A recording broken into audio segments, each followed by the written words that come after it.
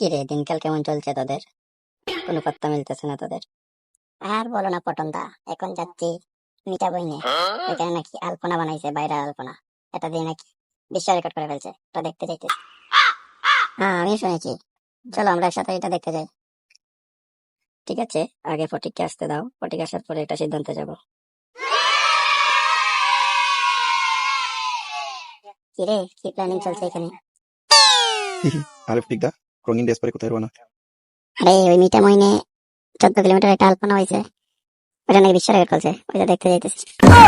শালা, একা একা চলে যাচ্ছিস, আমাদের বলার কোনো প্রয়োজন মনে করতেছিস না? চল আমরা সবাই একসাথে যাই। হ্যাঁ, চলো চলো চলো। যাওয়া যাক।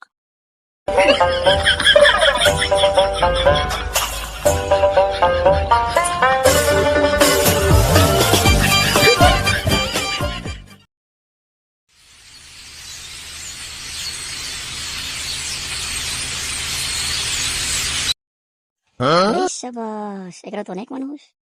এরে কি বানিয়েছে রে? আমি একটা জিনিস বুঝতে পারলাম না, সবকিছু রেখে এই আলপনার রেকর্ডটা করার কারণ কি? আরে শুনেছি এই আলপনা আঁকতে নাকি প্রায় 7 লক্ষ টাকা খরচ হয়েছে। আরে পটল, এই রেকর্ড করতে বাংলাদেশের সেরা ইউটিউবার দাউদ হাফিজও আছে।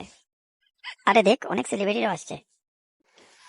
আহো বাতিজা, আহো। আরে গলাটা বড় চিনা চিনা লাগছে। আরে ডিপজল কাকু যে, আপনি ওদিকে এখানে?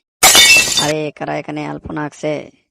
ওদের মরণের চুলকানি উঠছে, ওদেরকে আমি মলম লাগাই দিমু। কি হয়েছে কাকু, এত রাগানি তো কেন?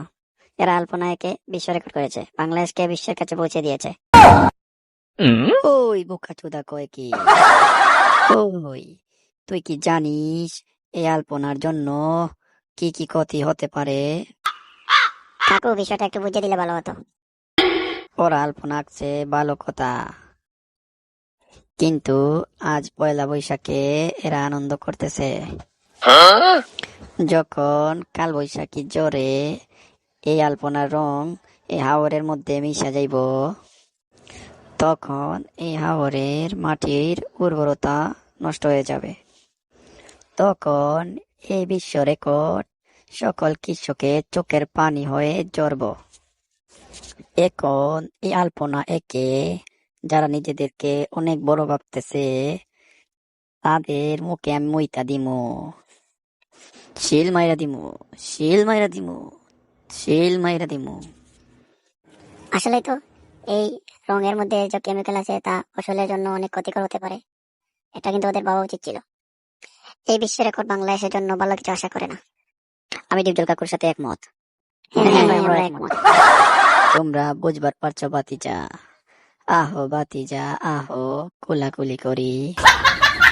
আমরা এই ভিডিওর মাধ্যমে এইটাই বোঝাইতে চাইছিলাম যে কোনো কিছু করার আগে তার সামনের দিকটুকু এবং ক্ষতির দিকটুকু ভাবিয়ে নেওয়া উচিত।